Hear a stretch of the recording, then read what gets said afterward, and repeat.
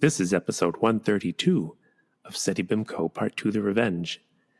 We suspended our tour of the 50 Nifty United States for the last 2 weeks because George was away and we had guest Kevin Cabrasto. But this week, we're back touring the United States and the United States.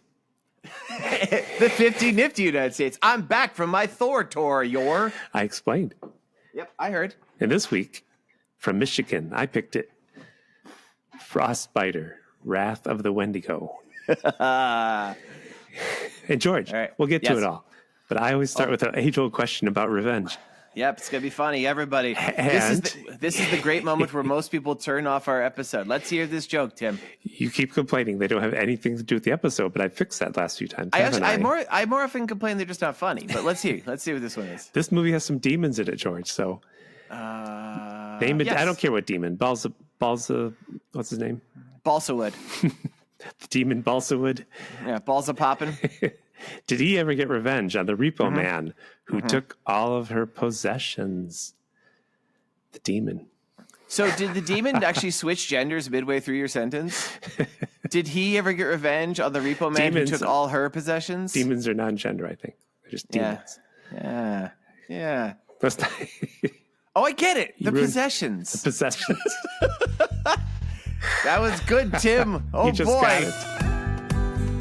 It's Seddy Bimco, Part 2, The Revenge. The show where we create revenge sequels that nobody wanted.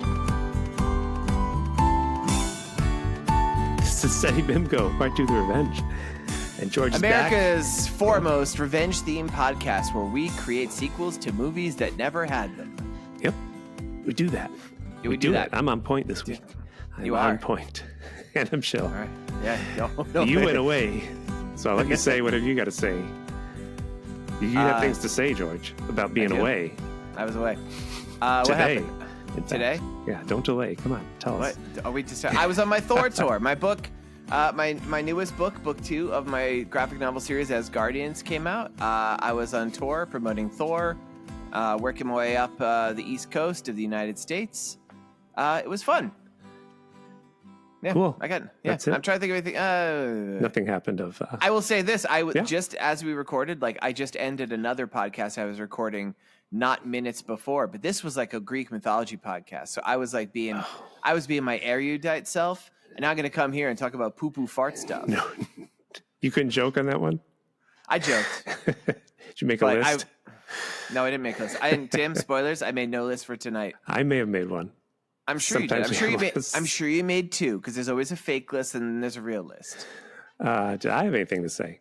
I mentioned this last week, but I was on the movie mixtape podcast. I wanted to talk about that. Yes. I don't know why you want to talk about it, but I was on it. It was fun. It happened 4 weeks ago, but you can still go watch it. It was about Harold and Maude, and Kevin Cablasto was there. Yeah, watch it. Is there a video component? I'm asking in all seriousness. You got to watch it while you walk across the room and turn on your podcast player. Don't want to fall over. Watch it. Watch out for that skateboard. New Yorker cartoonist Tim Hamilton. Hey, hipsters watch this show, so I'm watch out for that skateboard on your floor. If you fall, hope you land on your man bun so you don't get a bump. Oh, boy. So if you ever want to hear how Tim reacts, if you're a regular Seddy listener, you know that Tim and I have lapsed into this weird relationship where Tim abuses me with his humor and I abuse him back. But it was very refreshing to hear Tim as a guest on another podcast where he hasn't beaten them into submission with his jokes. So the movie mixtape was really fun. There was 4 people in there, counting Tim, because apparently it sounds like Kevin Cablasto just didn't leave from the week previous. Right. And he joined the regular hosts. It was great. They talked about Harold and Maude. It was Tim's choice of a movie. Also interested to hear Tim talk a movie that anyone in the world has seen before. Come on. People have seen Star Wars. Come on. Oh, yes, that's true. I had a lot of fun listening to it. I recommend people give it a listen.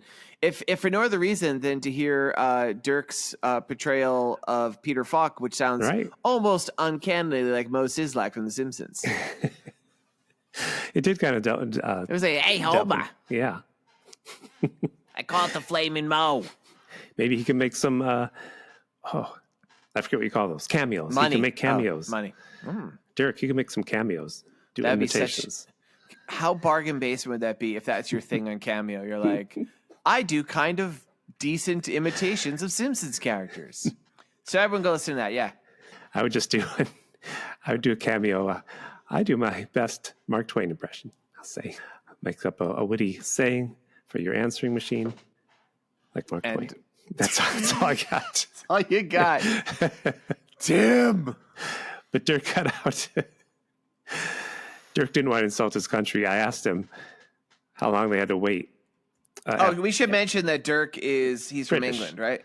Yes. Yeah. But I asked him how long you have to wait after your queen dies until you vote for a new one. So he said, I can't put that on the show. Wait, really? No, he didn't say that. He just cut it out. I don't care if he cut it out. I thought you would be amused by my joke. That's all. Just telling you my joke. You said the it part went down like a thud on their show, but I'm going to try it here. I like. Let's see. That joke didn't work once before. Let's try it one more time and see if it does better on the encore. So should we talk about this state? Yeah, let's talk about the state. So the state is Michigan. It is. Yep. Yeah. Can I know I have stuff about Michigan. Should I go through mine really quick? Yeah, you just leave me the flag. All right. You want to talk about the flag up front, or should I just go? Oh no, let me give us a few things. Okay. It's the 26th state, which became part of the Union in 1837. Its nickname is the Wolverine State, bub. It's also known as, did you see this, Tim? It's known as the Mitten State. Mittens? Like the cat? The cat? Well, like the cat. I was first thinking it was like Mittens the cat. It's because Michigan, if you look at it, the part that's called the Lower Peninsula looks like a mitten. Now, this gets a whole can of worms because something I learned about poking around Michigan message boards is that people on the Upper Peninsula have a real problem with the Lower Peninsula and vice versa. Specifically, the fact that the Lower Peninsula gets all the attention. Right. And they will often complain that when people show maps of the United States, they don't even show the Upper Peninsula. It's like they just kind of lump it in with Canada. They got a real issue about it. Okay. So it's just kind of fun. The Mitten far. State. Yeah, it should be called the Mitten State with a little bit of pizza crust above its state. That's what it should be called. But I don't understand the mittens part of that scandal. Because it looks like a mitten. Look at open up a map of the United States. I understand that, but why are the people in the north, they want to be shaped like a mitten? They're jealous. No, they're just mad because they're just imagine if like New York was called like the Wang Manhattan. State, because the way that Long Island and Brooklyn sticks out like a wang off it. Yep. And the rest of the state's like, what about the rest of us? We don't look like a wang. We're like, fuck you. Nobody cares about you. It's New York City. It's the best. So yeah. They're just mad. They're mad, angry people. A Michigan resident is called a Michigana. Okay, Michigan. And a bunch of them is called a mess of Michiganas. He didn't make a list, I thought. This isn't a list. Plot twist. Yeah. Plot twist. The capital is Lansing, following the tradition of being a minor city that's the capital. Because the biggest city, of course, is Detroit. Home of Motown. And there's about cars. 10 million motor cars. What else? That's it. Motown, motor cars. Motown, motor cars. Mo money, mo trouble. Mo money, yeah.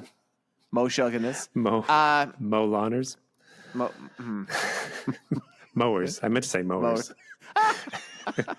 Moe's. Most Islak. The most famous of the Three Stooges. All right. Muammar Gaddafi. Yeah.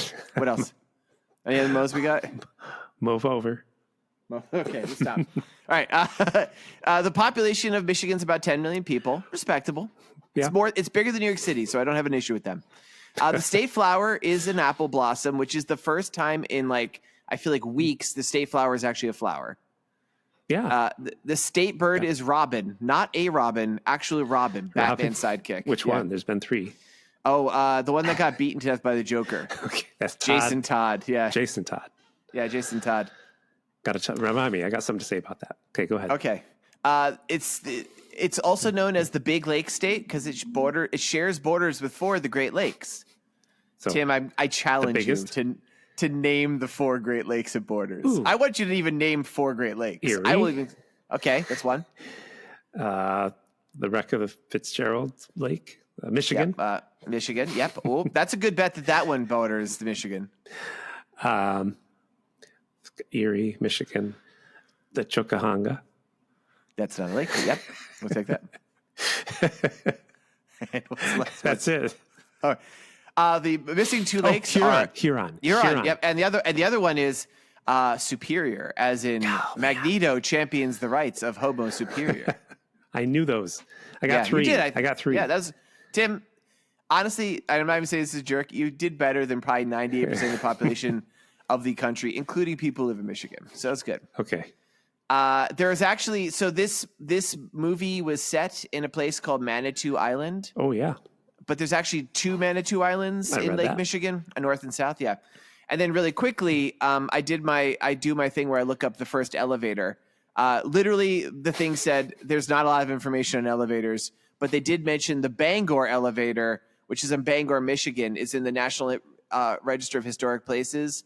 It was a grain elevator that was built in the 1873. Steam powered?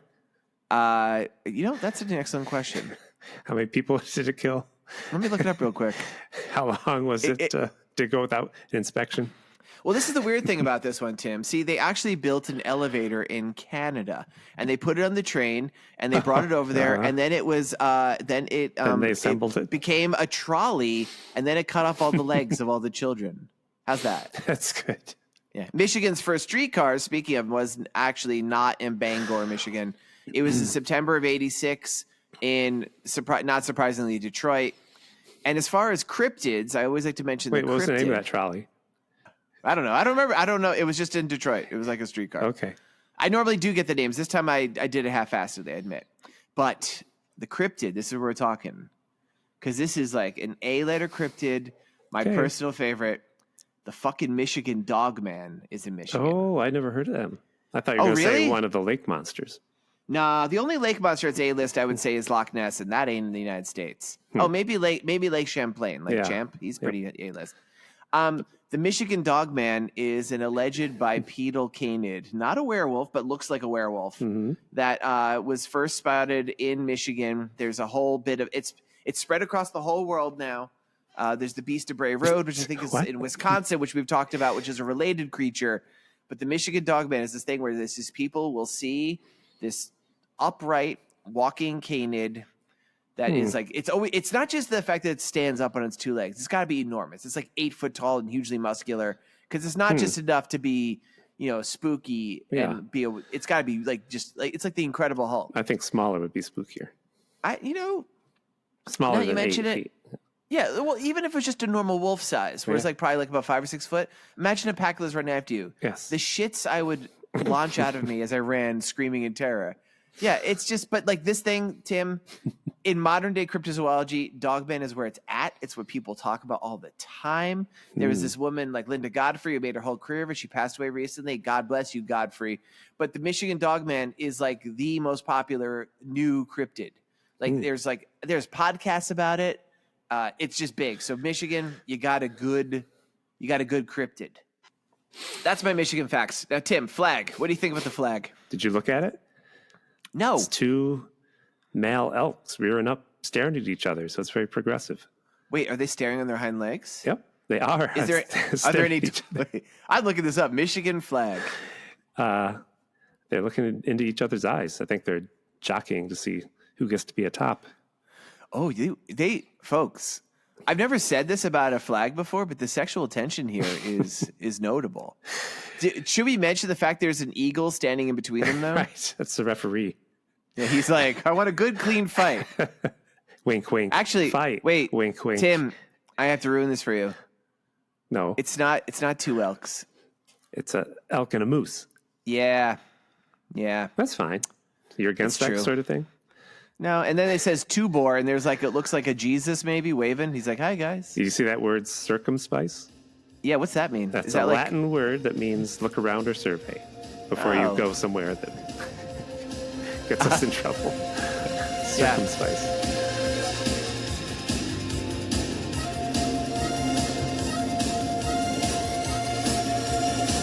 Oh, can we talk? You want to talk about the movie, George? Let's talk about the movie. By the way, George, this movie it came out 18 years after Star Wars. I like to place movies in time like that. 18 years. But I'm sure you saw this, Tim. It was filmed only maybe 10 years after Star Wars. Oh, yeah, I did see 11. That. It came This out. Yeah. It was birthed. The description I saw on IMDb says filmed sometime in 1988, but not released until 1995 by Troma. Did you read a synopsis? Or was that? No. That was my job. I forgot to do. Well, I didn't do that. You could. I could do one really quick if you want. A few hunters release the Wendigo into the world, and Obi-Wan calls on his granddaughter to come take his place guarding the gate. I didn't catch that was her granddaughter. That answers a question. I think. Yeah, basically, an old man has imprisoned this Native American demon called the Wendigo for over 100 years. Some gun-happy lunatics break the border, kill the man, and this evil is unleashed upon the world. And a new guardian is appointed to save the day. Now, an easier way of saying this movie is a remix of Evil Dead 2. It's insane. I enjoyed the fuck out of this film. Yes, it was. Like, this is a movie I'm going to watch again, for sure. I want to point out that Ron Ashton was in this movie. He plays Gary. He's the guitarist and bassist for the Stooges. Yep. And his father... Iggy Pop played the Wendigo. What? Yeah, the skeletal figure with abs. It was Iggy Pop. Oh, that's your joke. People had to see that, George. They had to see that skeletal figure. You had to leave with that. I said it was skeletal. Like his father, Ron. I want to point out some things that's weird about this movie. Ron, the guitarist, bassist for Stooges. Ron Ashton. Like his father, he had a strong interest in military history, including a controversial, albeit apolitical, obsession with collecting Nazi memorabilia. Is this? I do have to ask. Is this a joke, or no, is this is on Wikipedia? Okay, Wikipedia. I'm just telling you about him. Apolitical, huh? And the music in this movie, some of the music was done by a musician. The song "I'm a Hellbilly" was written and performed by Elvis Hitler. All right. Well, I could close that page I had open because I was waiting to tell you that. I'm like, this is the most Tim sounding act I've ever heard. Well, I put them together here. There's all this symmetry. I'll call it symmetry in this movie. Would you say there's a lot of symmetry between Elvis and Hitler? No. They both like to shake their hips. They both loved peanut butter. But Elvis's hips shook because he took so much speed. Elvis was just dancing. Yeah, you said Elvis, but I think you meant to say Hitler. Hitler took a lot of speed. Elvis took a lot of speed later. But Elvis was doing it in his prime, shaking his hips. That's true. They did both do speed. He shook so much that sometimes his little mustache would fall off. And he's like, "Ooh." That's quite embarrassing. He has to pick it up and paste it back on. He actually couldn't draw any. He couldn't grow any hair there. Very embarrassing for him. That's so embarrassing. Anyway, so this movie was directed. Oh, you were doing a list of Ron Ashton. You got a lot. Were you done with it? You were just saying facts. He collected Nazi memorabilia. That's it. All right. So I want to say this movie is directed by somebody named Tom Chaney. Did you see his upcoming film, Tim? No. This is going to be something we have to do for Seddy Bimco. It's called Squatch. And it's coming out now? It's coming out. It's in post-production now. Ooh. It was you could see information about how he achieved funding for it online. There's listings for an IMDb. I was actually trying to find it, see if it come out yet, because it was supposed to, but it looks like it's still on the way. But I couldn't find any links for people in this movie, George. I must have missed this. Really, I will say this: when this movie does have a Wikipedia, and as you know, we mentioned blue links as a sign of quality. The only one with the blue link, the only person with the blue link in this entire movie is Ron Ashton of the Stooges. Everyone else was just like, not. Sometimes you'll have the red link, which is like the idea, like in the hopeful world, somebody's going to eventually write a link. Yeah. This movie doesn't even have a lot of that. It's just like black text. So like nobody's ever read about this. That being said, I want to stress how much this is a remix of Evil Dead 2, right down to including a shot of Evil Dead 2's poster in it. Yeah. But it was in my opinion, a very enjoyable movie. Like this is like when we embarked on this idea of the 50 Nifty United States where we'd explore regional films. This is the sort of stuff I was hoping we would uncover. Mm-hmm. And really considering this movie, like they say, it was described as micro budget. I've seen quotes as low as $25,000, which is like crazy. I didn't actually do a George Quincy Kerner because there was nothing like concrete, but like it was very little money spent in this thing. Like all things considered, like especially the special effects and how inventive it is, very well done. You went on, and I was going to say something, and now if you shoved it right on my head, it fell on the floor. What were we we were talking about? Well, let's see how the movie starts with the old man writing to himself about. Can you describe the old man? He looks like he looks like Freddy Krueger kind of without a hat on, right? Or it's like it's funny old age makeup, and like it looks like he's wearing an eye patch when we first see him. Yeah, and he's just. He reminds and we know he's somebody. very old because he kind of looks like the Emperor, honestly. Oh, that too. Yeah. And he tells this story. It says 100 years ago on Manitou Island, he had this great battle. It rocked the world. Did you see that? Yeah, it's a battle that rocked the world. And the bit we see is like a young man wearing like a Naugahyde coat, which is the young man. He's younger, this guy. Mm-hmm. You see him get thrown into a pile of sticks. I'm like, I guess that was the battle that rocked the world. He has a battle with the Wendigo. It's like he stole that. That was from Night Ranger's 1985 tour. Tour that rocked the world. I've seen clips of backyard wrestling that were more rocking the world than this, and we do see like there is this place. We see a picture of Castle Grayskull. Right. Like every scene in this movie, I think, is painted. The cabins. But that's the thing, or models. Yes. Like the fact that like with this micro budget, like this movie pulled no punches at what it was trying to show. That's what's so amazing. Like, right. They actually did a matte painting of like this Castle Grayskull looking mountain, which we see several times. I'm like, wow. So after the hunter gets thrown on a stick, he gets up, he beats up this Wendigo in this battle that rocked the world, and he makes a circle of skulls of its victims around his house. So he takes all these skulls and puts them on a stick. And then we cut back to him as an old man, and he goes, I've been here ever since. I am the chosen one. I am the guardian. And then we see what the movie title is, which seems to be Wendigo. Yeah. So I don't know where the hell this Frostbiter Wrath of the Wendigo shit comes from.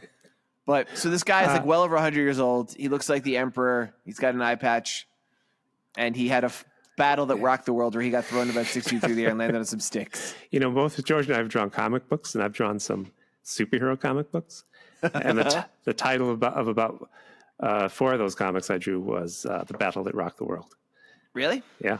It's super generic. But normally when you hear something like The Battle That Rocked the World, you see something that's a little bit more impressive than an old man being thrown on sticks.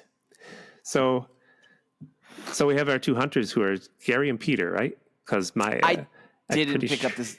Yeah. Gary and Peter. I did some work trying to find out who's who because obviously they have no pictures anywhere. I just had to like turn on the closed captioning. Okay. To find out the names. Oh, but not the actors. Yeah, I just wanted the names of the characters. Yeah. Okay. Yeah. And they're singing lyrics. Oh, was it lyrics? So they're doing rhymes like "I love swimming with bow-legged women" and they say 1,100 men went in the water. Sharks ate them up. It was a slaughter. You hear those? Yeah. Well, I do want to. I also put on closed caption. Now, if you listen to Seddy Bimco, you know closed caption is unreliable at best because they do sing a. So this is Ron Ashton of the Stooges is one of them, and Random Michigana is the other guy. We're not going to spend much time with Random Michigana. No, but we first see idiots. them they're total idiots, drunken idiots. Ron Ashton, like this guy overacts in the best way possible. Like he knows he's doing it. I liked his presence. Yeah. And he's singing, here's to the three-breasted women of good old Tib and Tan. I'm like, what the fuck does that mean? I don't know. And that's why I got up, I put on this closed caption. I'm like, this doesn't help at all. Cause like closed caption can't parse out nonsense. But then he's saying, vessel went down in 12 minutes. Some of the men, they suffered from rickets. Did you hear these? They made no sense. The other guy does kind of rhyme, and like it just goes on and on. And it's like it's clearly improv, and like that's why I think that guy gets written out pretty quickly. I will say this: I want to address this now, in case we forget. This movie, because it was filmed at a micro budget, I don't imagine anyone was paid. Oh. You will see sometimes characters leave the movie for stretches of time that are otherwise unexplained. And I think it's just literally who had a chance to film that weekend. Right. So like the other guy, the bearded hunter, he was on like, I can only go for the weekend because, next week I get my kids. The week after that, I'm planning on passing out behind the White Castle. So, like he's only in this one scene. Oh, and I guess just get through it quickly. They keep shooting everything, and they're like especially signs. They're shooting signs, yeah. But just because this old man has skulls, they're like, he's up to no good. And did you notice that they just kill him? The old man's there, and there's a no trespassing sign. They shoot that. Oh, and they shoot a skull, which is important. And they shoot a skull, and then they shoot the old man, and he dies, and he's the protector, and the skull's kept in the Wendigo. Yep, the circle must not be broken. The town this is all happening is called Bedford Falls. Yep. Which is the same town from It's a Wonderful Life. We see scenes from Wonderful Life. And we see scenes from Wonderful Life, yeah. And Mr. Stewart, Jimmy Stewart. Mr. I love Jimmy Stewart. I love when you say. Stewart. I love when people get elevated to Mr. in your role because you can't remember their name. You're hoping like, all right, please, God's out there. Please. I'm going to say Mr. Please give me one of the names at that time. And they never do. They never answer your prayers. Whenever you start saying Mr., I know you have no idea what name's coming next. Mr. That band, they were in it. Oh no, we were just talking about Mr. So this is why we got stuck talking about Mr. the other day. Outside of Seddy Bimco, we had a hangout, and Tim kept talking about Mr. I did not. You did too. That wasn't me. This is a mystery to me. A mystery. But what I'm trying to say is, what was I trying to say? Oh, you were gonna say Mr. You said you were gonna say, "Hey, soul sister, is that Mr. on the radio?" I want to say, like you said, they went for it. Did you not notice when the old man died, he like decomposed in stop motion photography real quick? Oh, this is great. So the old man, who's like, I want to stress, is wearing a giant fucking mask. We see what his eye looks like underneath the eye patch. It's just like, all you can see of the actor underneath this really is his left eye. Everything else is like giant prosthesis. He instantly, so they carry him inside the house where they're freaking out. They're like, oh no, it could happen to anybody. He's just drunk and shoots everything. And then suddenly the windows explode inward. Looks like gunfire from outside, but it's not. Like wind, like what is supposed to be snow is blowing in. Looks suspiciously like chicken feathers. I didn't see that. Yeah, man. Because then the old man, in some exciting bits of stop motion, he turns into clay, immediately decomposes into a moist, bloody skeleton that all the chicken feathers are sticking to, and then this is what I'm like. Oh, we're watching Evil Dead 2. Right. That's what I wrote here. Reminiscent of Evil Dead. I wrote that, George. Well, because it is. It's just a remix. Everything that happens in Evil Dead 2 happens here. Very evocative. Like, for the most part, I don't think there's a single effect in this that it does better than Evil Dead 2. Like, it's like it's a poor man's imitation. And we even get, like, in this scene, we get, like, the famous... I'm assuming if you're listening to this podcast, you've seen Evil Dead 2. And if you haven't, turn us off. Go watch Evil Dead 2. But Evil Dead and Evil Dead 2 have the famous zooming camera thing. Yep, which Sam Raimi and company did by putting, I think it was, they had it on like a cart or a go-kart. That's why there's the noise. They're doing that in this. Yeah, they're fighting the skeleton, which is like this moist skeleton covered with feathers. That's right, he gets up. Yeah, and like they're fighting it, like they knock its head off, and like the arm is choking one guy still. It's real frenetic camera work, but it's like Sam Raimi light. Yep. It's like they don't. It's no Sam Raimi and it's no Bruce Campbell. Instead, they got Tom Chaney, no relation to Lon Chaney, and they have Ron Ashton of the Stooges. So it's like it's good. It's just not. It's not the particular match of genius that comes together for the Evil Dead movies. And after they defeat the skeleton. Well, it doesn't shift to a woman sleeping in her nice room. No, because we didn't even finish the scene yet. Oh. Because then suddenly the windows blow open. It's total Evil Dead attack. And after they defeat the skeleton, this giant white furry hand reaches in, grabs the Beardo, and pulls him out. That's right. And then Ron Ashton runs outside, and you see like what is supposed to be a severed head, but it's just the guy in the foreground with blood in his head. He's like, oh, and he runs off into the woods. So much happened in this movie. It's just like boom, boom, boom. You're into it. There's just craziness. And again, these special effects are ambitious as fuck. Stop motion. Yeah, I love the stop motion. Skin rotting, stop motion skeleton, live skeleton like being puppeted. The giant hand is like they made a giant hand. It looks actually pretty good. Impressive. You don't, yeah. And then we cut to the mainland. Sandy. This is her name. She's in bed. She's dreaming about the 1985 Night Ranger tour that rocked the world. So it's Night Ranger this week, huh? And Obi-Wan appears to her. Wasn't that Obi-Wan? Come on. I would say it's Darth Sidious, a.k.a. Emperor Palpatine, but Okay. yes. Yeah. Okay, he appears Folks, just like and he's Obi-Wan. even wearing a robe. He really but yeah, he's a Force ghost for sure. I want to say right now there's a lot in this movie that's like Empire and Return of the Jedi, but not Star Wars. So when you do your inevitable, how is this like? Are you going to cheat and use Empire? No, and I'm telling you up front. You're going to do Star Wars? I'm okay. talking about Empire right here. All right. Obi-Wan didn't appear like that in Star Wars. Nope. He didn't know he had that power yet. Well, so the old man appears in this girl's bedroom. Tim interestingly mentioned that Sandy is his granddaughter. I actually didn't pick that up. I'm like, who is this random woman? I thought. But he says, you are the chosen one now. You must come to Manitou Island to complete the circle and save the world. You have 2 days to do it. You will have all my powers. Only powers we've seen this old man have is the power to be shot and the power to turn into a bloody skeleton. So we go back to the cabin. We meet a bunch of hunters. And George, I'm so excited. Did you see what those hunters were reading? A magazine called Delicious Dames. You didn't notice that? Oh, of course I did, Tim. First off, Tim, so everybody knows who listens to Seddy Bimco, a pivotal moment of Tim's childhood was discovering a Playboy. Yes. And it's just, it comes up in a variation every way. So for then a bunch of guys to be in a remote cabin, like Tim was raised in Ithaca, reading like a dirty magazine, Tim's like, I have finally come home. At a library. That was all they had. Can I describe these three guys too? Yeah. One of them's a cowboy. One of them looks like a real grunge guy. He's got like a toque and he's got denim on. And one guy, like no lie, at least initially, looks like Fred Flintstone. He's got this bright orange coat on with like leopard print. I'm like, what's going on here? But yeah, I'm on point. Yep. I'm yes-anding you. You know what else I'm going to yes-and, George? Oh, no, what? Delicious Dames. You didn't let me tell you about it. Oh, I want to hear more about this. Sorry. Let's hear about Delicious Dames. I apologize. No, we know this is important to you. It doesn't have a centerfold. It's a cheap knockoff of Playboy. But actually, everybody, this is true because it becomes a point later. They rip up this thing. It's one page. They can't afford it, so they have a fold-in like Mad Magazine. You know. Oh, wow. It's even less than a centerfold. This actually makes a smaller object. You fold the pictures, of a big gun together, and it becomes a naked lady. And Al Jaffe draws it? And Al Jaffe draws it. Yep. This is the 1983 issue.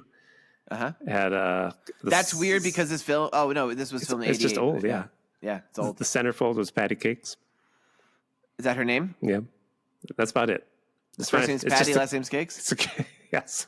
Because they didn't have room, they didn't ask her any questions about her stuff? They asked her what her favorite drink was, and she said... Cake. Tropical Punch Cyanide. I don't know why she'd say that. Why would she say that? I mean, maybe she knows how this movie turns out. Yeah. We have a brief scene of the guy who shot the old man, who was escaped, the one who didn't get killed. This is the one of Ron Ashton from the Stooges. Oh, wait, he's just making plans. Does he? Not yet. Okay. We see him in the woods. He's like, I gotta do something. Like he's running. First he's talking about blaming the murder on his friend. He's like, no, that guy's got enough to worry about. Which I guess is a joke because he's a severed head. I guess. And then he hears the Wendigo and he runs off. Then we cut back to the place where the cowboy, the grunge guy, and Fred Flintstone were playing cards. Mm-hmm. And they're joined by two new people. One of them looks like an accountant. Yes. And the other one is a black guy. And I don't get this joke. Why? I think it's just, and it is weird. Mm-hmm. I think it's just that, like, in this time, in this part of the world, a bunch of the other guys are all white guys. Yes. I think it was weird to have a black guy there. So they all stand up, and the one guy's cigarette falls out of his mouth, and they look at him like he's a monster. Like, oh my god! And they have this moment where the black guy's like, "Hey, okay, I get it. You weren't expecting this." They're like, no, it's fine. It's just this weird bit it's of very weird. Yeah, it's odd. But they weren't racist, George. They weren't racist. Well, they weren't. Is this a list? Yeah. All right, so list. Wow, you're in my head. I know the signs now. If the FBI ever had to hunt me, they'd come to you and George, they would. You're in Tim's head. But Tim, only you can prevent the nightmarish crimes he's going to commit. But don't go too deep. All right, first thing you all need to know is if there's any movie theaters playing anything that's over 600 years old, he's there. So they weren't racist. They were just surprised he was there. Mm-hmm. Because the cabin was clearly marked whites only. But they weren't racist. They were just concerned that their Delicious Dames magazines were clearly marked whites only. They weren't racist, but they were doing laundry, and they had a pile that was said whites only, and he was wearing a red coat. Yep. All right, got it. They were just worried that the Michael Jackson lookalike contest they planned to have that weekend was clearly labeled whites only. So. Let me see. I'm curious. George? Yep. Listen, I'm looking at Michael Jackson, 1988. I want to see if he was still a black man. They weren't racist, but they'd only ever seen one black man, George, and they thought he was busy being in charge of Cloud City on planet Bespin. Oh! If we observe this entire movie like it takes place in the same universe as Star Wars, it does make a lot more sense. It does. There's Force ghosts. There's Force lightning later. There's a lot of what could be considered Minox and other aliens. Yeah. I think you're right. Okay, I subscribe to this idea. Guy makes chili. Oh, we'll get to that. When we see the chosen lady, who is on she's somewhere in the southern peninsula, aka the Mitten part of Michigan. Yep, she says she needs to. Yep, and she's like, I need to get to Manitou Island. No discussion of which Manitou Island. They all seem to know. There's this guy. Yeah, not in this movie. And the guy's name is Buddy, right? Dookie Davids. It's Dookie. Buddy or Dookie. Well, sorry. This is another thing that's kind of weird racial thing. His name is Duke Davids. I think it's David Duke, the former Klan. I think it's a reversal. Oh. I think that's on purpose. Yeah. So I'm like, there might be some weird racial shit going on here, except for the fact that like the black guy ends up being one of the better characters. So I don't know. Yeah. So she goes to this pilot, and he's like, I ain't gonna fly there. It's the middle of a storm, because you never have to fly anywhere in a movie unless it's the middle of a storm. No. But she has a lot of money. He's like, if it's so important to you, just walk across the ice. And I thought for a second we were going to see a walk across the ice scene, but then he decides to fly her. But George, I'm sorry. Yeah. I'm sorry. Another list. Did you see what he was reading? He was reading the fucking Playboy. I thought you were. Oh, it's funny you said that, because you had texted me. You were so excited. Like, this movie's got it all. It's got Playboy. It's got knockoff Playboy. So I was looking for the Playboy. I had already spotted the knockoff Playboy. He was looking at real Playboy? Yeah, it was February 1994 issue. Wait a second. I know that. That's the one with bloated gas bags as the centerfold. No, that was January. No? February. Oh, I'm so close. Yeah. Centerfold was Jefferson Pepper. Oh, not Jefferson Airplane. No. Okay. And what was Jefferson Pepper's likes? Her turn-ons were toes. Her turn-offs were 10 toes. What she looked for in a man. She should have been hanging out Boggy Creek. A man with 9 well-manicured toes. Oh. Her vices, obsessively playing tic-tac-toe. Uh-huh. What she feels every woman should have, George. Every woman should have a good excuse to tell your man when he wakes up asking why one of his toes is missing. So weird. This is Tim writing this weird Not shit weird. is why this is why this takes so long for you to do this podcast. And like what terrible things are happening in the producer Mrs. Lee Hamilton household that you were just musing upon 9 toes? I don't know. I think it was. Is she okay? Can you It's because the nightmare has returned. Listeners to this podcast, if you listened last year, vermin caught a mouse. So last year was 16 mice, one at a time. Let's hope this year is just 1 mouse. For those of you, just remind too, Tim, in case you're concerned, because we're raising the specter of animal cruelty, Tim live traps them, releases them in a nearby park of some renown, and then presumably the mice immediately beeline right back to his house and go inside. Yes. Yeah. Or they made a nice little apartment in the tree. Little table out of a spool. Little chair made out of, they sleeps in a little candy wrapper. I think they normally make a chair out of like a matchbook. Right? Yeah, matchbook. I would assume yeah. So back to our movie, which is not Tom and Jerry. So now we see, we're back with our guys. We got cowboy, accountant, Fred Flintstone, grunge guy, and black guy. His name is Leo, but we don't know this yet. I knew it's Leo. Yeah. They tell a horrible joke. Do we have to tell that one? This is when we see them bonding. Yeah, it's this whole thing. He's telling the story about you don't believe this crazy thing that happened on the way over here. Me and the accountant guy, we were driving, and then we ran over this cat. It was just terrible. We really mutilated it. And I wanted to just go, but the accountant guy's like, we got to show it to these people. Sure. So we go there, and there's this naked lady, or she's half naked, and we give her money. And I did actually write to the money because I meant to do, it was $200. And I was going to do current currency, but I forgot. So I don't know how to tell the story. But anyway, the joke is that he get arrested because she gets arrested because they gave her $200 for the cat. Mm-hmm. And the cop says, don't you know there ain't no selling pussy in this town? Dead pussy. Sorry. No, it's just pussy. Just pussy. No, he said dead. This joke is It's terrible. it's just selling. No, it's just selling pussy because it's a prostitution joke. It's a necrophilia joke, George. He said dead. I'm sorry. It's the movie, not me. People. Anyway, well, let's just say the movie makes the choice that this is the story that ingratiates. So now we know everything's cool between our five guys here. Yeah. Back to the airplane. And Sandy's just like, I don't know much about this island. Is there anybody strange there? Can you really tell me seriously? Is there anything strange? She's going on like this weird thing, this being... And George, Yep. Do you think they found a plane to sit in for a little while, or did they build an entire fake plane? I couldn't tell. Okay, so we should mention this. Like, this is, again, this movie taking, like, we Super have cheap. a lot of scenes in the cockpit. Well, cheap, but, like, ambitious. Yeah. Because we have scenes of a plane crash in this movie, plane flying through the outside, a plane being attacked shortly by monsters.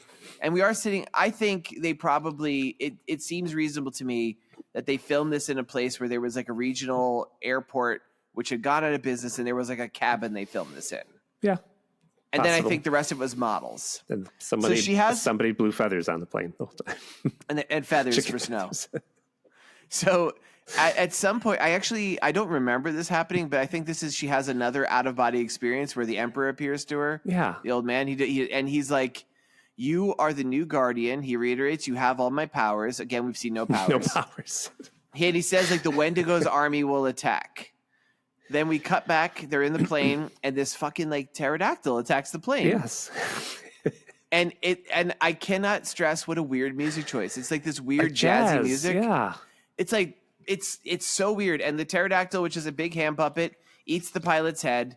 And they crash. They have this plane crash. They made models of a plane crashing. Yes. It looks better than the plane crash in fucking the Colossal Man. Right. Which It I'm like, does. that speaks ill for that movie. and as the plane crashes, like this like last flourish on the jazz is like a clarinet and a drum, like doodle loop, and it's like Yes. that was really your best music choice. This movie in general, if we don't mention it, always assume there was a weird music choice happening. Yeah, the whole thing. Well, they're like, that's still a lot of songs. Yeah, A lot of music. The soundtrack for this thing was like huge. It was like 20 something songs in this. Do you think Mr. Ashton? Elvis Hitler? Oh. Yes. Yeah, he must have. Ashton definitely. He must have scored this thing, right? Like, I don't or know. at least That chose doesn't say that. chose the music. So then we cut back to the cabin. The gun guy. They're making dinner. Or do you want to say something about anything else? We don't see they're all asleep. Oh, and, that's right. Sorry. Yeah, they're all asleep. The card game is over. Apparently, the five friends are there. The guy who shot the old man runs in, and he yells something about a giant blue monster. I recorded that only because up until this point, we've not seen a blue monster. And I will also tell you, throughout the rest of the movie, we do not see a blue monster. At the so end, at some point, is he blue? Wendigo is kind of blue. Yeah. I thought he was white. He's bluish white. Okay, I mean. But So they all wake up. They're like, what? Someone ran in from outside? Yeah, they don't seem to care. They don't really care too much. Like, dude runs in frantic saying a Wendigo's after him, and like it's everywhere, you can't hide from it. And Leo, who's the black guy, is just like, sounds like you need some of my bodacious chili. And he starts cooking chili that's been cooking all the time. The accountant guy performs an exposition dump for those of us who explains what a Wendigo is. It's just like, it's not really great. It's like basically it's insulting. It's like the Algonquin people. It's their term for cannibalism. Blah blah blah. He says it's their way of saying it. Something ate Geronimo in the night. Yeah, that was the part that's not great. Yeah. And then while this is happening, suddenly the chili, which we keep having close-ups from above it bubbling, becomes a hand puppet dinosaur, and it reaches up and bites off Leo's hand. His hand. I'm like, it's just like Empire Strikes Back. Just like Empire Strikes Back, just like Evil Dead 2. Yes, 2 also. Yeah. Also. 2 and also. The music that they're playing throughout this entire sequence. It's like Prince, right? It's sampling Prince, at least. It's definitely got the ow from Kiss. I kept expecting to be Kiss. I wrote, they keep almost playing Kiss by Prince. And so there's chaos. There's this puppet that ate his hand. He's screaming, ah! The grunge guy just you see him like waving his arms, and suddenly he's on fire, and he just gets burnt to a crisp, but he's still alive. It's all random. Yeah, and Leo just runs into the woods. The guy who got his hand bit off. Yep. And they just let him go. And there's like a line where you don't really see him run into the woods. They're just like yelling at the door, like, Leo, you can't spend the night in the woods. Now this is clearly he's running out in the woods, dipping his burnt bit off hand in the snow, just like the guy from just like Tote in Raiders of the Lost Ark. Raiders of the Lost Ark. Which would have made sense, but we don't see any of that. Okay. My theory is that Leo had to do something else. Because I thought that was the end of him. Like, the guy got his arm bit off. You're right. He resurfaces later, and it turns out he spent the entire night in the woods with one arm missing. And there's a little line like, boy, I guess it was just as safe hand. It was just as safe in the woods as it was inside. He's like, yup. Because when we see him later, his hand is wrapped up with blood. You can see his whole hands there, pretending his hand has been cut off. If you've ever seen Evil Dead 2, you'll notice it's not the most convincing effect every time when Bruce Campbell has a severed hand. This is worse. And that the girl shows up here too, somewhere in here. It's okay. We're never going to get through anything. She shows up because she helps fight off one of the demons that comes out of the. Oh, you're cutting some scenes out. Yeah, well. Well, I thought you'd want to mention this one because the accountant guy, they're all looking at the Delicious Dames magazines, getting a lot of center appearances at this point. There's a topless blonde woman on the cover. Blonde. That was Patty Cakes. It was Patty Cakes, you're right. And then the guy who is the accountant guy, this has got to be a joke to Ron Ashley, goes, I'm no stooge, but I had an encounter with Bigfoot once in a men's room. Big ass, more like. It's this whole weird story about Bigfoot taking a shit, which I thought you would have loved. I did. But you thought I made a list of that? Nope. Yeah. So then they hear a scream outside, and we're like, who is it? Is it Leo? It sounds like a woman. And this woman in this blue plaid shirt appears. And she's telling him a story about how her boyfriend. You never quite get what the story is. They're camping in a blizzard, which I already am like, you're camping in a blizzard. Yeah, and I'm already I've seen this movie before. She's the monster. And while she's talking, Ron Ashley keeps looking at her and looking at the cover, and he's like, making these funny faces. She's the lady from Delicious Dames. She's Patty Cakes. So suddenly she stands up, pulls her shirt off, screaming, and they're like, "Whoa, she's naked." The guy who looks like a cowboy jumps from behind, wraps her in a sleeping bag, and he's holding her, and she's vibrating, and there's steam pouring out of her and water shooting across the floor. Did she look evil already then? Why was he covering her? I think her eyes were rolled back in her head at least. Still, yeah, it's a weird thing to do, though. I think it's also just a scary... I don't know. Tim, remember the other day we were hanging out, and that woman just ripped her clothes off and screamed, and you ran into the other room, but the rest of us threw bags on her. Okay. And she was fine afterwards. I didn't have a bag. Yeah. So my one day, I didn't have my bag. So they're holding her in the sleeping bag. We hear stuff going on. I just want to mention that the guy yells, the Sam Asher guy yells, "Holy Toledo, and what in Sam Hill?" I'm like, that's the place. So suddenly, that's what I would say. It is what Tim would say. So then suddenly the bag rips open, and she's this horrible, naked witch monster. Yep. Again, and Shane's of Evil Dead 2. She looks just like Henrietta. Yeah, and this is when we see an Evil Dead poster on the wall. Yep, we see that as they're fighting. They're all trying to fight her. Yeah, Gary and the monster, they punch each other. Yeah, they're pulling stuff off the wall and stuff. He's punching them against the walls. There was a line that I really enjoyed where we get the hero moment of Ron Ashton grabs, he holds his fist up and he's like, "You want to dance?" And she goes, "I don't know. It's been a while." Right. Also, her voice was ridiculous. She sounds so cartoony. Finally, they throw a pitchfork at her, which nails her to the wall. She says some stuff like, "You're all going to be turned evil. You're going to eat each other, blah, blah, blah." Yeah. I thought she killed the burnt guy who's still alive at this point, but she doesn't. But we do see her grab his face. He's just getting brutalized. This movie just needed some rules. Didn't Evil Dead have rules? I haven't seen it in a long time. I feel like Evil Dead kind of doesn't have rules. Okay. It breaks it. Like Evil Dead 2, it's like the rule seems to be that the Deadites are toying with him, and sometimes they're able to possess him, and sometimes they don't possess him. Okay. I guess in Evil Dead 2, he's got the locket that he focuses on, but yeah, sometimes it's just whatever weird shit happens. I wasn't super bothered by that stuff. It's just they're going crazy. A fun movie, but it goes on a long time with the woman saying, "Well, we have to get to the portal and close it," and they're like, "Well, it's cold out there. Well, you'll have to walk across the ice." Well, I Tim's don't know. cutting ahead a little bit. I'm just saying that there's a lot of demon stuff that happens. Well, in general, I feel like the filmmaker, like Ron Chaney, I think is his name, he was really into the cabin scenes with the guys fighting the monsters. And I feel like the idea of the Chosen One was like a plot thing he came up with just to like explain it. But she ends up being very unrealized. Oh, no. Yeah. She... Because then we do see her after this. So they nail her to the wall with the pitchfork. She explodes, and they're like, oh. And in a very funny scene, we see that the Delicious Dames magazine has now changed where she looks like she's making like an aggressive face, like on it. Yeah. And Ron Ashton rips it up and runs outside and throws little pieces. Yes. And then he opens the door up again and throws one piece that he missed out, which I thought was really funny. Is this when you figured out there was no fold out? Well, that's the scene. Because Tim, this is probably part into Tim's story. We see that there's no centerfold. There's one picture. He rips it up. Really funny. Well, they look for the airplane and they find we also the radio. We see a shot of the Chosen One walking. She's alive, but she's injured. Yeah. It's just funny. This scene is so weird too because we see, it's the gun guy, Ron Ashton, the accountant guy. And Leo, who last we saw running to the woods, walking. I'm like, wait, where's Fred Flintstone? Where's Cowboy? They're like, those guys were working this weekend. They couldn't be there. You're right. That's probably why it goes on so long because a lot of times someone runs out and they're like, no, we got to stay here. No, it's cold. It's cold out there. It was literally, it's like, I think like whoever survives is totally dependent on who had time off to film that weekend. But they find the airplane and the radio is, it's like somebody joking. They're like Fox Tango Fox 51 come in, and it's a guy going. Yeah, I can't do it well because my mouth is dry. Well, they were looking for the pilot to get him off the island. It's the only way. They see that he's dead. His plane's crashed. They're like, no, but they find the radio. The accountant guy's trying to to call the. I don't know what at this point. I guess gun guy and Leo have to do work.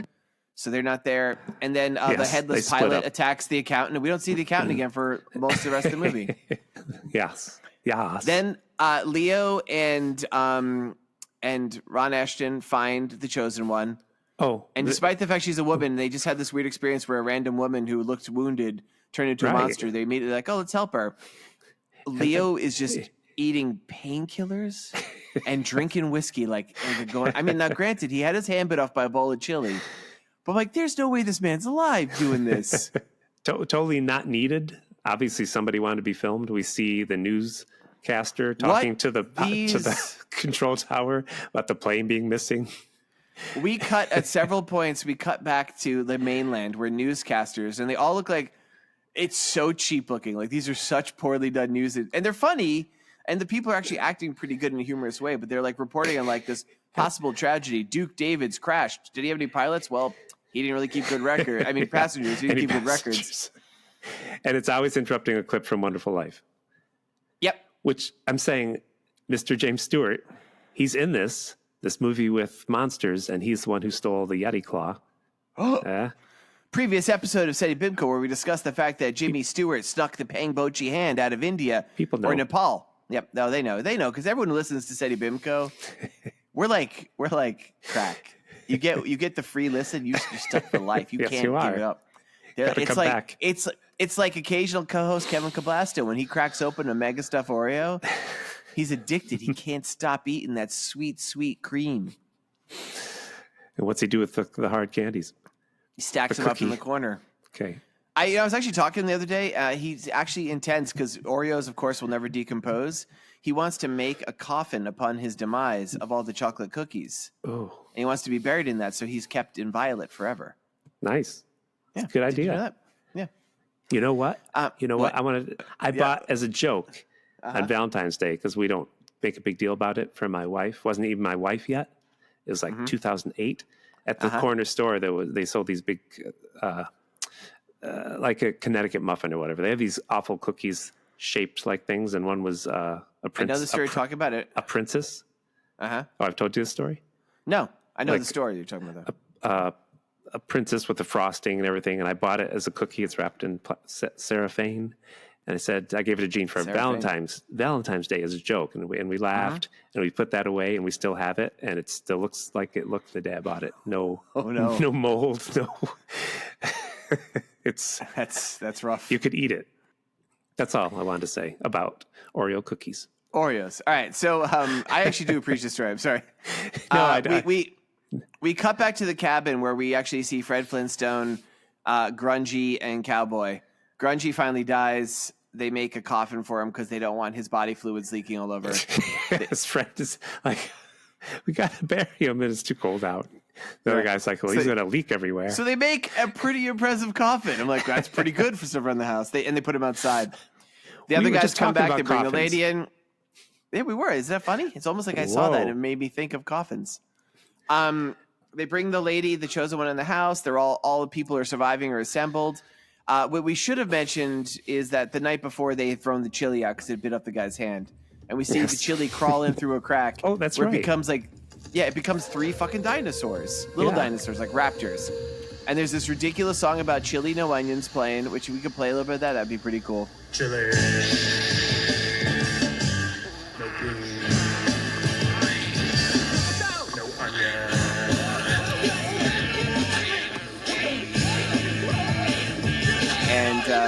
And one attacks the cowboy, and the chosen one kind of pulls it off, and it just melts. I guess that's her power. She melts Muppets. Well, she shot it, I thought. She shoots the second one in the barrel, and then Fred shoots one in the barrel, and Leo shoots one. But the one she has, she just holds it and melts. I guess that's her power. And she keeps telling, and then she tells. This is what Tim was complaining about. She's like, "You guys know the island better than me. I need you to help me to find the gate." And they're all like, "Oh, we're not going to do it," but some of them do. It's always just like it's cold out there. Yeah, it's like, "Oh no, I gotta do double shift at the plant tonight, so I can't be here." They talk about how cold it is. There's a weird scene where the Stooges guy runs into a hunter, and he's like, "Yeah, what was that?" It's just he's like, it's just a random guy, and he's like, "What do you know about the plane crash?" Yes. And then the hunter gets killed. We have another one of those weird fucking TV scenes Tim was talking about, where it's like reporters, and like this one's so bad because it says like. They put like station identification numbers that they made out of like sparkly styrofoam. Yes. It looks so cheap. And I don't know where this happens. It's a weird scene, but one of the guys is sick in bed and he's cold. Is that later? Because Sandy takes her clothes off, gets in bed with her. I thought, is this a scene where she said I would get naked, and then later she's like, nope, I'm not going to do it. I don't know. Well, as we know, there is a thing. We've covered this at Seddy Bimco before, and they'll cover this in trivia, like lead actress so-and-so agreed to do nudity, then refused on day of. Mm-hmm. That's way later. Really quickly, I'll blow through this really quick. Yeah. They hear some gunshots outside of the cabin. They go out, and they're looking for, I don't know, somebody.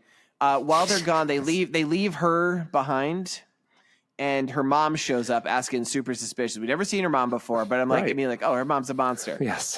The dudes find somebody while they're out there. They find a guy who's been nailed to a tree with no face. I guess he's the hunter. I think he was the hunter because they're like, oh, he ate his skin off. They say because they're looking for the cowboy guy who's their friend, and the cowboy guy just disappears. Someone always wanders off into the woods. Yeah, because he was working. While this is happening, she's having this weird thing with her mother. Her mother is basically talking in a weird voice, saying creepy things like, "We'll be together forever," and making faces at the camera like, how long is it going to take this dumb asshole to realize I'm a monster? She finally does. She has all these arms coming out of her. Yep. The chosen one shoots her, and she straight up does the I'm melting scene from Wizard of Oz. Did you see in the background out in the woods in that part, Tim? It's a munchkin hanging. Yeah. Yep. There's like a knock at the door. This is the part Tim was talking about. There's a dude who I'm like, who the fuck is this rando? And it's the cowboy guy, but he's unrecognizable. We see him upside down. He's dressed different than we saw him. He's freezing. Yes. She takes off all her clothes and warms him up. And I'm like, is this this character is up until now, cowboy guy is ancillary at best. Like he's definitely like. It's been Ron seems to be the main character, or maybe Leo. But like this guy, I'm like, cowboy, really? He's gonna be like the guy who has the romantic interest in Sandy. No. But not even that. It's just this weird scene. She's like, "Don't you die? Don't you die? I need you to take me where the circle of skulls is." She says, "You've lost control of your body temperature." I noticed that. Yep, she does. Oh, this is actually great though, because while this is right before this happens. A stop motion Wendigo appears. It looks like a centaur skeleton. It's huge. It's got deer antlers. Yeah. It looks good. This is actually like again for a movie that was made for like $4. Yeah. This looks great. And it grabs the guy from the Stooges and ragdolls him, kills him. Well, he stopped motion too. He stopped motion too. Yeah. But it looks good. He's like, the thing's just ripping holes in the house and reaches in and grabs him. While on the other side, the other guy's knocking on the door. So like, if that thing walked around the house, would have gotten right in. Yep. So is it her and one guy left that fight the soul Wendigo thing? It's her and Cowboy. And but they're like still waiting to get ready. And there's a knock at the door. They answer it. It's Ron Ashton of the Stooges, and he's like crawling around. He's a Wendigo now. Right. Yeah. They shoot him. She's like, "We got to leave." And then I think there was I think. Well, no, not the Wendigo yet. Because first the burn guy comes to life out of the coffin. That's right. He stands, and she's like, it's attacking them. And he's like, you can't attack them. Those are my friends, the cowboy says. I think they meant for the other guys to be there too. I guess. And they were filming that day. So it's one guy. So they shoot him. The accountant comes in. They shoot him. He's like, hey, we're the Wendigo now. It's all cool. It's like Pennywise. So they get to the old man's house because finally they know it's on the other side of the island. They ran across the ice finally. Is that what happened? I guess. Yeah, maybe they did. So they get to the old man's house, and like, remember, she had to do this in 2 days. They only have like an hour. We keep seeing a clock, and when it gets to 6, they can't. But like the Wendigo, it's like as they get up, the house explodes. Yep. Then the Wendigo's there. The Wendigo's there again. The stop motion looks pretty good. Obi-Wan appears. I love this line. They're approaching the burnt out house, and Sandy's like, there's got to be another skull around here somewhere. Yeah. Like, what the hell sort of place you live in? There's human skulls laying around. Turns out there was. It was. Because in a bit of tight screenplay, did you notice there was 4 screenplay assists listed in the credits, by the way, God, too? no. Yeah. 3 people wrote this with 4 assists. But the old man, when he turned into a skeleton, they knocked his head off. So they used his head to fill in the hole. Gotcha. Isn't that clever? That's actually clever. Cowboy is trying to buy her time. Cowboy gets ragdolled. Yes. Leo shows up out of nowhere. Turns out he survived. He's throwing snowballs at the fucking Wendigo. We don't know what happens to Leo. We don't know if he survives. That's right. We don't. Yeah, because I can only film for 5 minutes, guys. I got to get this. But she puts it back, and Wendigo taking her own sweet time. Like, I guess she's supposed to be injured, but she's very slowly putting the skull onto the spot that got shot off. And the Wendigo, this is when the Wendigo kills Cowboy. And the portal closes. But Obi-Wan shows up because Wendigo's still out there. And he says, Sandy, you have the power. And he's shooting force lightning at the Wendigo. Just like the Emperor. Just like the Emperor. He was, yeah. He goes, yes, feel the hatred course through you, Jedi. And then she does finally have she gets next to him, she holds him too. They're both shooting force lightning. Wendigo explodes. We see the portal close for real. And then he says, the old man turns to her, says, don't be afraid. Never be afraid. Do or do not. There is no try. He says, there is another. Well, he does say basically, even though he had to stay in that little cabin forever, he's like, just be ready because we're anticipating this movie's going to do really well and there'll be a sequel. It's definitely not going to sit in the shelves unreleased for 8 years. And then the movie ends. And then I wrote, this is the best fucking movie ever. I wrote, everyone's dead but Sandy, so I guess I assume they all died. Leo might be alive. And honestly, we don't see what happened to Fred Flintstone. No. He stopped at a bar one night. They never found him. I mean, in real life. Yeah, I would believe it. Yeah, I think I would hazard a guess that all the actors in this movie are the sort to stop at bars and never be seen again. Yes, I will recommend this. Crazy. I highly recommend this. Like, especially if you were somebody who watches Evil Dead 2. I know that there was a previous episode we did, Equinox, where we were struck by the similarities. This movie, Equinox, came out before Evil Dead 2 and could be viewed as like an inspiration, perhaps.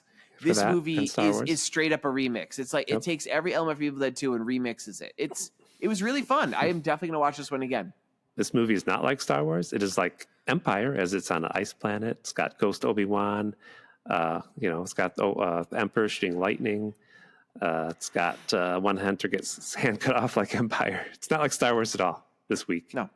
I usually tell people how it's like Star Wars, but sometimes this is true. This is a thing Tim has heard, and I usually tell people how this is like Labyrinth. the 1986 high fantasy masterpiece directed by Jim Henson. And it's like Labyrinth because it's full of fucking puppets. Yeah, I was going to say that. Yeah. And one baby. Yeah. One baby born from the chili. Oh, you're saying the monster that bit off his hand was He a bounced baby? around on Leo's hands, just like the baby. And I've seen clips. Yeah. Seen clips. Tim, it should be mentioned, not only has Tim never seen Labyrinth, Tim is highly scornful of I Labyrinth. am So scornful of it. He's that sort of guy. Should we do revenge? Wherever you are, wherever you're hiding, I'll find you. Revenge. One of us will die. One of us will die. Was it worth I'm it? going to keep the revenge. Was it super worth it? short. Mine's short too. Do you want me to go All right, first or not? Yeah, you go first. You go first. Okay, I'll go. You know what? I assumed Leo died because my revenge sequel, Leo, he awakens in hell, Oh, well, he did have his arm missing. He could bleed Yes. out at any moment. Yeah. where the demon Baphomet is Baphomet. there to greet him. Goat-headed And he demon. offers Leo a Faustian deal. He says, Leo, you can go back to Earth and live again as long as you get revenge on Sandy for thwarting my demon Wendigo from, being let loose on Earth. You just have to sign this contract real quick. So Leo's excited, and he signs it with his mouth because he can't write with his left hand and everything. He just puts X there. Doesn't have time to read the contract very closely. So he It sucks that even in the afterlife, he's still missing his hand. Yep, he gets back to Earth, and he still doesn't have his right hand. And he yells at the demon in his dreams that, he doesn't have his right hand. And the demon says, you'll get your hand back if you get revenge on Sandy. You should have read the fine print in your contract. So Take revenge for the demon's defeat. And so the demon we're not even talking the Wendigo. You're just throwing full on Judeo-Christian demons in here. Sure, yeah. Yeah, sure. Leo's like Tim Spawn. Hamilton respects cultural boundaries. Leo's upset, particularly because he was a puppeteer, and he was a very well-trained puppeteer with his right Jim hand. Henson? Yeah. Oh, that sucks. If you do puppetry with your left hand, it's thought to be the work of the devil, and people won't hire you. Yep. You can And only he is work on doing the work of the devil. You can only do sinister Muppets then. You can only be like Uncle Deadly and Gonzo the chicken fucker. But he was also a professional pointer. He thought he could do that job, but without your right hand, you can't walk around and point at monuments on tours in Michigan. If you use your left hand, they think it's the work of the devil. Also, there's no monuments in Michigan. He's found a few. Savage. He found one. So he's feeling really stupid for not reading the fine print, because he was also a pro spanker, but nobody wants a Guy had left-handed so spanker. many. He had so many hand-dependent jobs. He was a pro fist waver Fist waver, not even a hand waver. and a pro DJ. And if you DJ with your left hand, scratching records, they think it's the work of the devil. So he's really mad he didn't read that fine print, and life stinks. And he can't do any of these jobs or make money. And the demon keeps bugging him to kill Sandy. This is short. Yeah, I like that. Like He has a hard time finding Sandy. midway through reading your clearly not short story, you're like, if I say it's short, people will be fooled. You will. Facebook didn't exist back then, so he had Also, a hard time finding Sandy. Try this one. This story is really funny too. It's funny. But he does find her. Uh-huh. And guess what? She's got a doorbell. And he was also a professional doorbell ringer, but he can't ring it with his left hand. He has a hard time. He keeps getting it stuck in the mail slot. He's like the opposite of ambidextrous. He's just like Yes. his left hand is a complete impediment to doing anything. So he's sad. He's been defeated completely, and he's hungry. He doesn't have much money. He only has money to buy a candy bar from one of those vending machines. So he hits the Snicker bar, and it twists, but it gets stuck in the machine. That ever happened to you, George? Oh. So he reaches in with the only hand that works, hoping that his left hand can somehow get that candy bar loose. And you know what happens? Hands, buddy. He gets stuck and he has to cut it off. Stuck. He's stuck. And as he lays there, stuck next to the machine, he can read the fine print on the side of the vending machine. It says, Oh no, what? not responsible for lost fingers or hands if you misuse the vending machine. And Leo began to scream, and he felt his hand being torn from his wrist. The end. Wow, that at the end, Tim, you actually redeemed a pretty bad story. That movie's called The Left Hand of Fate. Because Nice. because it wasn't meant to be that, but I didn't go back and edit my story. You know, he should have just gotten into the Bacta tank and got replaced with a robotic duplicate. The Bacta tank? Yeah, was that from Star Wars? Oh, that's Empire. Oh, that's also what it's called? when he's in. You know what? When he's that's when he gets put in the tank after the Wampa attacks him. It's called the Bacta tank. Yeah.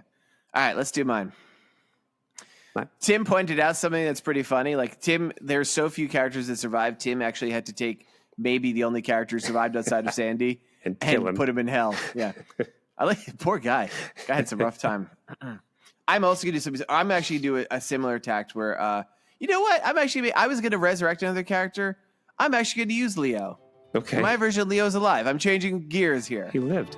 He's lived because we see he's throwing snowballs at this monster. He momentarily saves the cowboy before the cowboy gets ragdolled. He sees it. He runs off in the woods. He gets lost. He hears the explosions. He sees stuff. He's like, I know where I'm not going is there. He was new to the scene. He stumbles his way back to the cabin. And sure enough, he finds himself back where everybody died. And there, not as sure as hell, there on the stove is another thing of his bodacious chili. He's like, well, I am very hungry. Tim, he eats that bodacious chili. Oh, can he stir it without his right hand?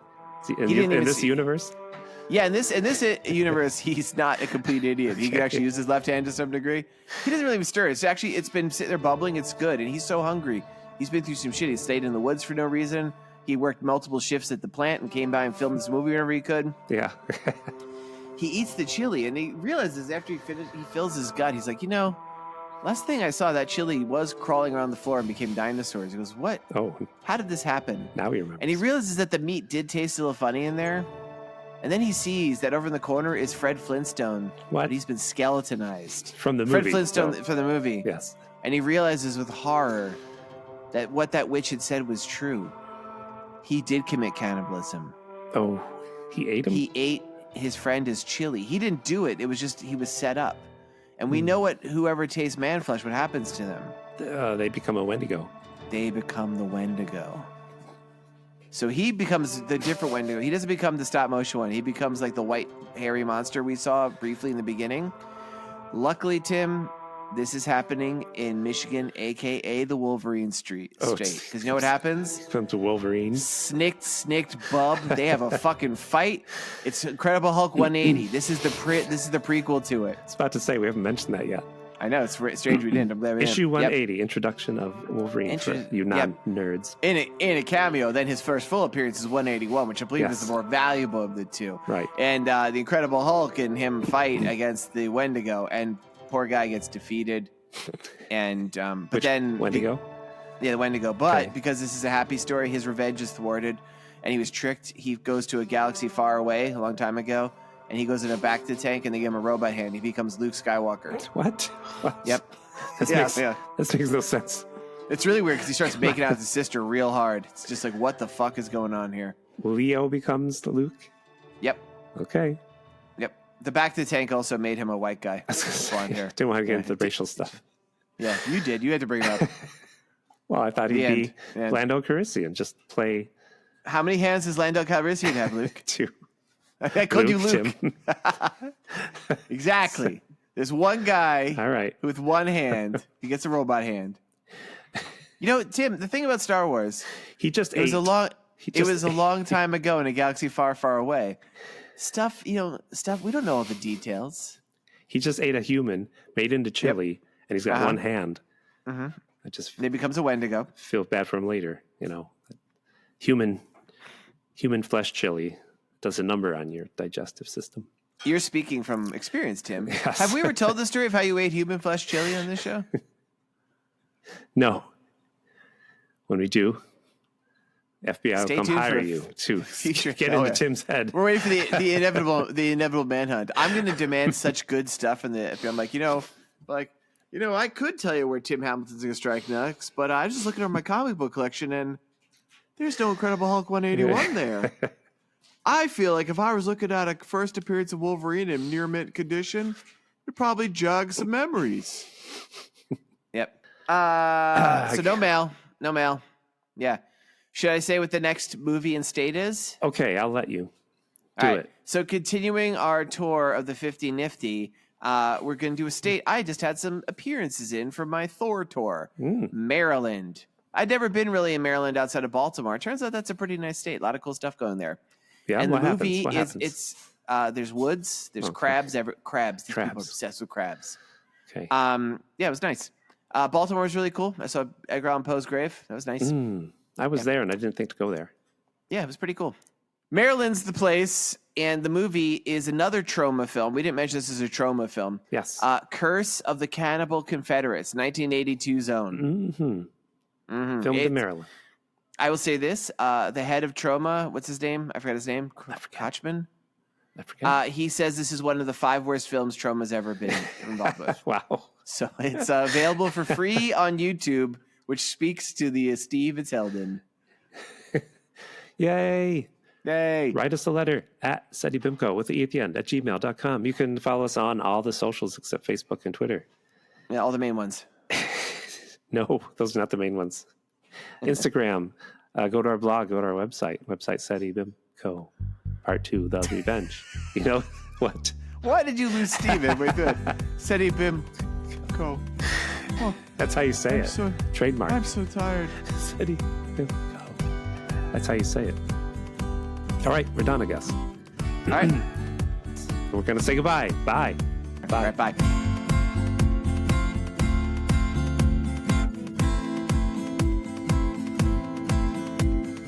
This has been a Pity Party Line production. Party line, it's a party line. Her weakness was water, too. Oh, just like she was, and Bruce Willis stops by, and he's Yeah. like, I understand. That's my Bruce Willis imitation. Let's see. They get back to the house. Well, yeah.